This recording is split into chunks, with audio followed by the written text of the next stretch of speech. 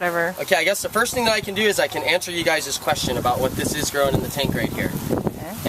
In our tanks out there, our major tilapia ponds, we have a series of different water plants growing in the smaller ponds.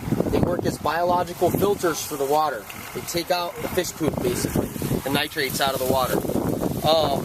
What we have in this little pond, these are some of the different plants that we use. We use this one, they call it water lettuce. This one right here, they call it water hyacinths. And there's a couple different floating weeds. One of them is called a zola, and one of them is a duckweed. I'm not sure the scientific name of it right now. I will provide that for you guys next week. It's just not on the top of my head at the moment.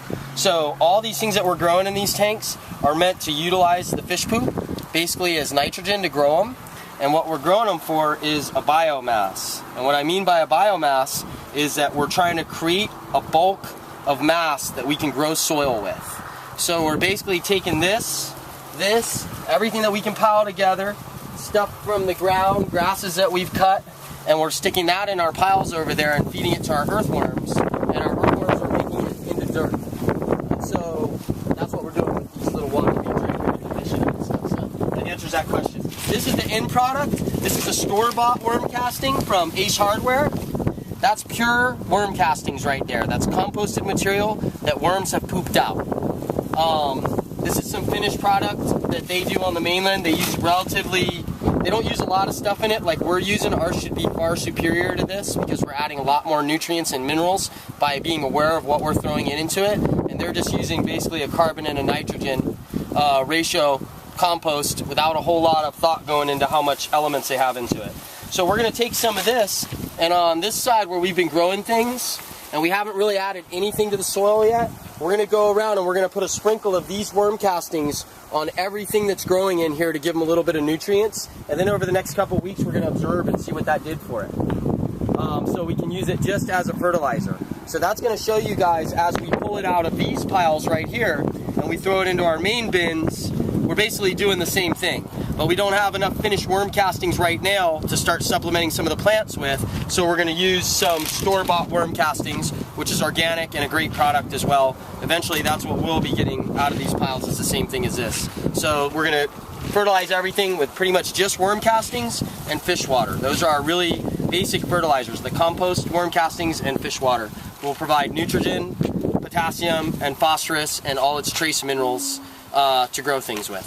So that's what we're trying to do, is create out of that right here. What kind of fish are those in? These are tilapias in here, and this is a gold hybrid tilapia. And these ones are actually still purebred. What I'm doing is I'm crossbreeding these with another fish. This is called Mozambique hybrid, and I'm going to be crossing this. I'm going to be crossing this with a fish called Niloticus, which gets really big. And this is a female. And if you look on the bottom of her right here, right behind her butt, there's a little spot right here. And if it was a male, it'd have a long thing coming out of it. And if it's a female, it's just an oblong little hole right here. That's where she gives birth out of, for no better terms. So that's one female. Cool.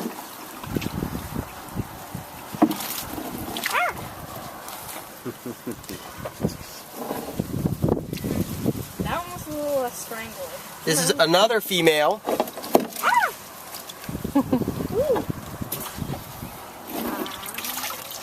And There he is. Yeah. Ooh, that one's squirty.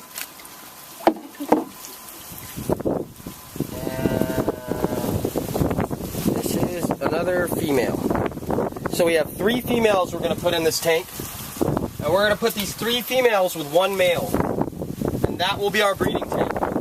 That'll be our orange pure stream Mozambique breeding tank. What we'll do is from this tank, as we have babies and they come out of here, we'll separate them.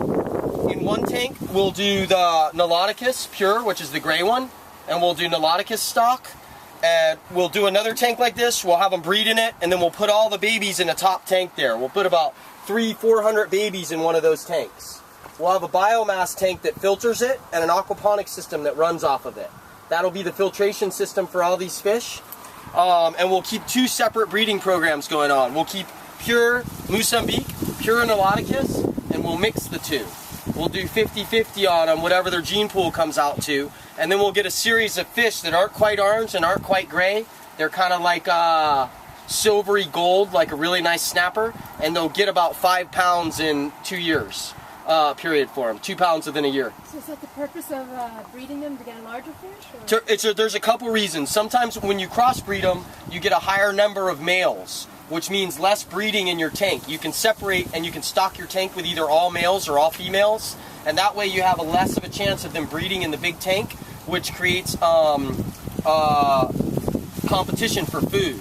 So what happens is the little ones are so much more aggressive, the big ones never get quite the food they want, and everybody grows up to kind of a small, medium size rather than them being able to eat a lot and get bigger. So if they're all the same size, they have the same competition for food, and they seem to eat more and grow faster that way. Or else your tanks will actually become overstocked because they keep breeding within the tank.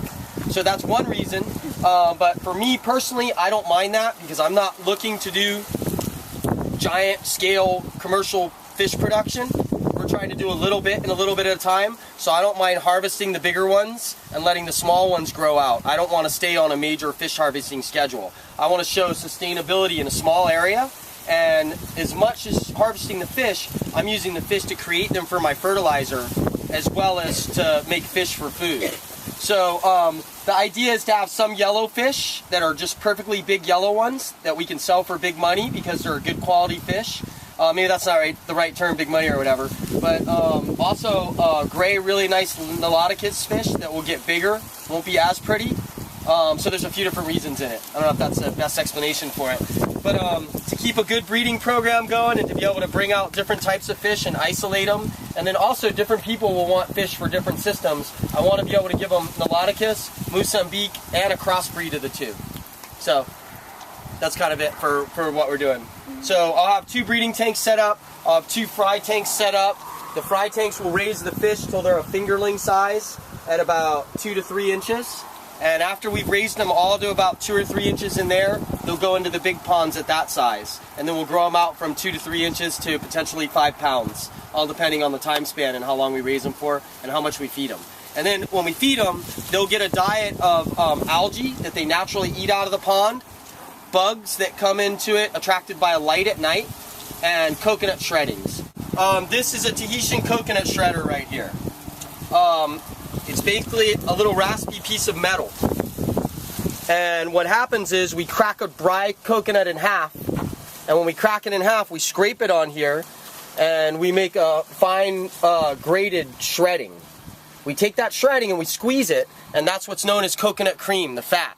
We take that and we freeze it and we use it to cook and to eat with, make coconut curry and whatever. We'll be doing some of that in the class here. And we take the shreddings, and that's the main food source for the fish.